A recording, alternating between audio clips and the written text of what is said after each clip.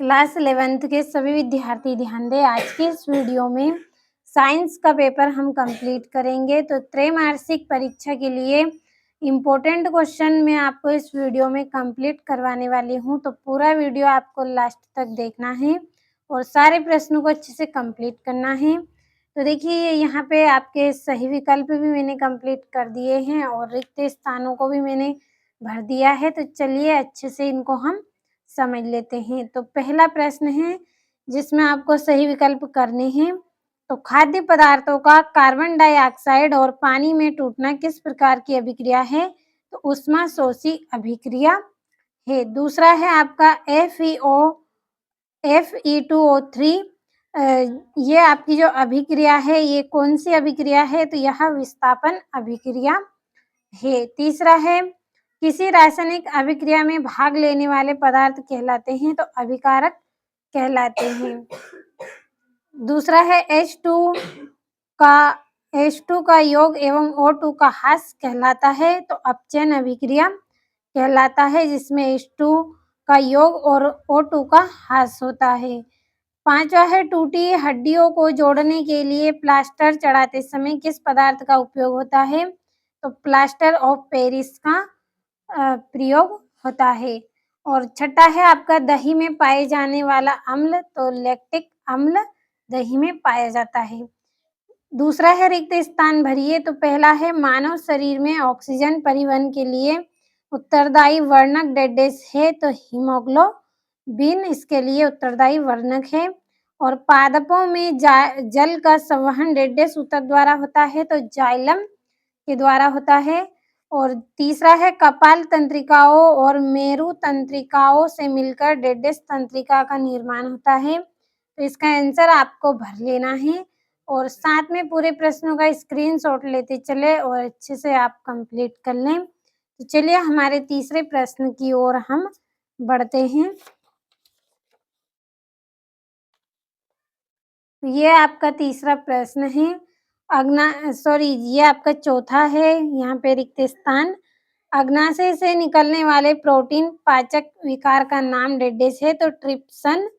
पांचवा है मनुष्य में प्रत्यावर्ती क्रिया का केंद्र डेडेस होता है? तो मेरु रज्जु।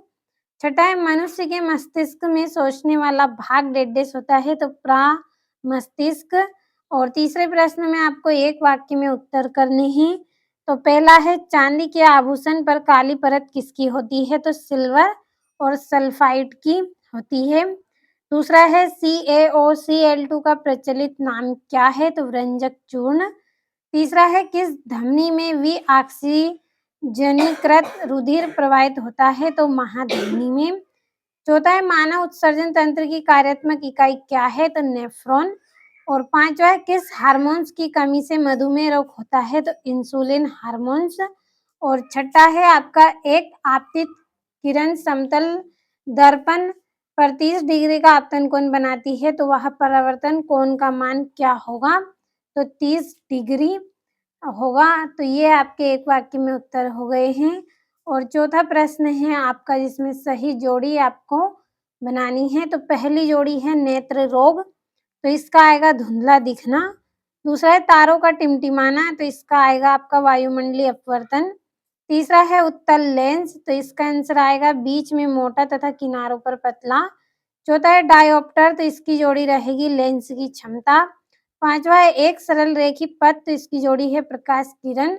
और छठा है स्पेक्ट्रम। तो इसकी जोड़ी है इंद्रधनुष। तो ये आपकी जोड़ी हो गई। अच्छे से कंप्लीट करें।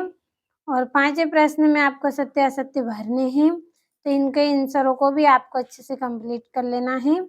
और श्वसन को ऊष्मक्षेपी अभिक्रिया क्यों कहते हैं? ये आपका छठा प्रश्न है। और सातवां है किसी रासायनिक अभिक्रिया की पहचान के 2 लक्षण लिखिए। तो 2-2 नंबर के ये आपके प्रश्न हैं। तो चलिए 8वें प्रश्न की ओर बढ़ते हैं। तो ये आपका 8वां प्रश्न है। निम्न के सूत्र लिखिए। पहला है प्लास्टर ऑफ पेरिस और बुझा हुआ चूना। दोनों के आपको सूत्र लिखने हैं। या फिर 8वें में वॉशिंग सोडा के कोई 2 औद्योगिक उपयोग लिखने हैं। अम्ल एवं क्षार में 2 अंतर बताने हैं। और 10वें प्रश्न में पौधों में प्रकाश संश्लेषण की क्रिया कहाँ संपन्न होती है? प्रकाश संश्लेषण का रासायनिक समीकरण भी लिखना है।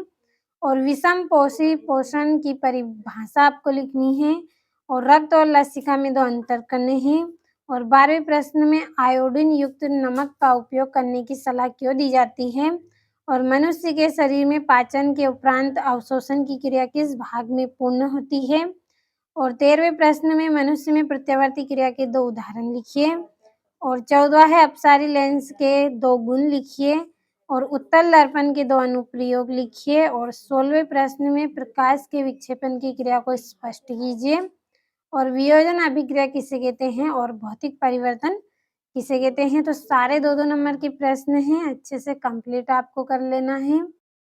और ये 18वां है रेडॉक्स अभिक्रिया क्या है? रासायनिक समीकरण लिखकर उपचयन एवं अपचयन अभिक्रिया को दर्शाइए और 19वें प्रश्न में वायवीय और अवायवीय श्वसन में अंतर करना है आपको और कोई अवतल दर्पण अपने सामने 10 सेंटीमीटर दूरी पर रखी किसी बिंब का 3 गुना आवर्धित और वास्तविक प्रतिबिंब बनाता है तो प्रतिबिंब दर्पण से कितनी दूरी पर है? 3 नंबर का है और धावन सोडा एवं बेकिंग सोडा के 2-2 उपयोग करने हैं, 4 नंबर का प्रश्न है और मानव मस्तिष्क का नामांकित चित्र बनाना है और अंतिम प्रश्न है आपका इंद्रधनुष किस दिशा में बनता है और इसमें लाल रंग का क्या स्थान होता है। तो अच्छे से आपको कंप्लीट कर लेना है पूरे प्रश्नों को। सारे आपको मोस्ट इम्पोर्टेंट क्वेश्चन बताए हैं मैंने त्रैमासिक परीक्षा के लिए, तो कंप्लीट अच्छे से कर लें।